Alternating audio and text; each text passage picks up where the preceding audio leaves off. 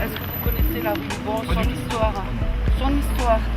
Vous connaissez pas, vous n'êtes pas Bon, la boue, c'est l'autre là. Non, c'est pas ça. Non, c'est pas Ah bon. bon. Toi, tu la connais pas, l'histoire. Moi, je suis venue en 74 ici à Marseille, je suis pas marseillaise. Et tu sais pas que c'est un peintre qui s'appelle Loubon. La rue Loubon. Je suis pas très emballée par le sujet a priori. Cette artère sinueuse qui traverse toute la Belle de Mai est trop embouteillée, trop bruyante, trop rude. Mais bon. Et si on parlait de Loubon lui-même? Qui c'est Émile Loubon? Et en avant pour un micro-trottoir? Et est-ce que tu sais qui était Loubon? Sincèrement, je ne connais pas Loubon, la place. Ça fait pas longtemps que je suis sur Marseille. Ça, c'est une belle question, ça aussi. En fait, je sais pas trop, mais bon, en attendant, je vous passe le bonjour. Allons voir ailleurs. C'est donc la rue Loubon. Je sais pas qui c'est Émile Loubon, donc je peux pas beaucoup t'aider moi. Stop, là-dessus. on arrête. En fait, je sais qui est Loubon. C'est un peintre. En 2005, à une expo à la Vieille Charité, je venais voir Cézanne, Van Gogh, Braque, Dufy, et j'ai découvert l'école de Marseille, qui bien avant eux a été initiatrice du paysage provençal. Et Émile Loubon était leur chef de file. Directeur des Beaux-Arts de Marseille, à partir de 1845, il est l'instigateur de cette école marseillaise constituée entre 1845 et 1880. Et si je me risquais à rapprocher Loubon le peintre et Loubon la rue? C'est périlleux, hein? Mais bon, on verra bien. Lisons un peu. Étranger à la contemplation romantique, Loubon est marqué par le goût de la réalité présente. Porté comme son temps par la révolution industrielle, nous sommes mi-19e, il adhère au mythe du progrès. Continuons avec le livre d'André Gouiran, Les peintres provençaux. Il appartient à Émile Loubon de savoir saisir, plus que tout autre, les animaux au passage, de fixer leurs courses capricieuses ou violentées par l'homme, au milieu de paysages rudes et lumineux, et de les y camper dans de beaux mouvements de vie intense, de vie exubérante, endiablée, jusqu'à l'affolement.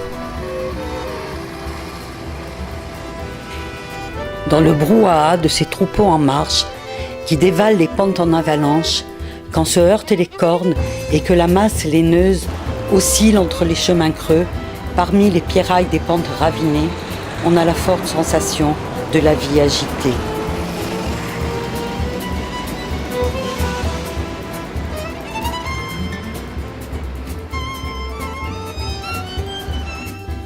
Et l'air est déchiré par le sifflement des fouets, les aboiements rageurs des chiens, le mugissement inquiet des bœufs, les bêlements doux des moutons. Et cette furie de vie, en pleine lumière méridionale, intéresse, passionne et retient. Mais pour finir, un peu de douceur, non? Loubon s'est agrémenté la nudité d'une route avec un minuscule oratoire où le saint repose entre deux bouquets de fleurs sauvages desséchées. Le mouvement des êtres et des choses, telle est bien la caractéristique du talent de Loubon. Le peintre ou la rue?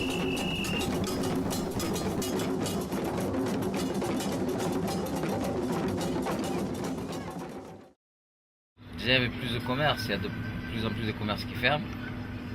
Ça, c'est un truc on s'aperçoit de jour en jour que tous les commerces sont en train de fermer. Donc, un gros déficit de clients. Ils ont fait un peu des travaux, j'espère que ça va bouger pour avoir plus de clients, pour qu'il y ait un plus grand pouvoir d'achat.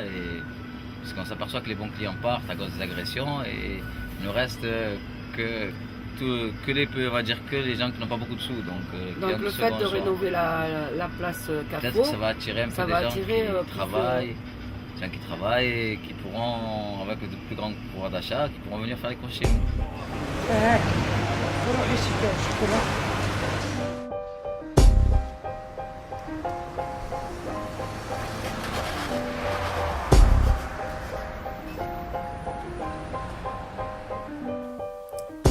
Le petit César Baldaccini, dit César, court dans sa rue Loubon. Numéro 71.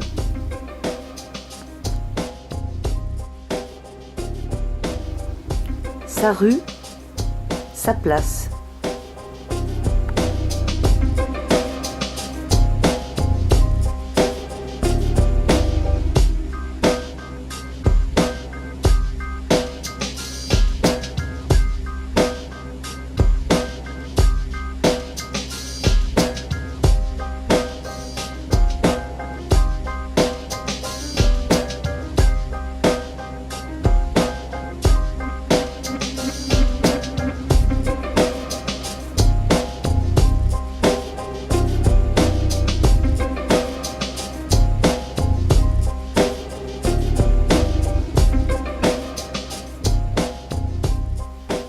Sculpté, agité, compressé. Il rend hommage à l'image animée.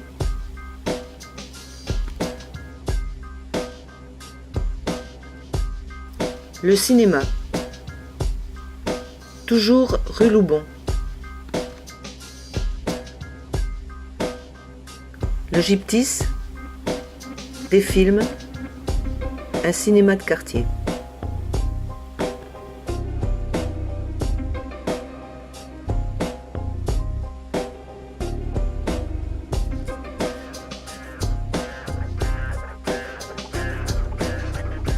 Le quartier de la Belle de Mai.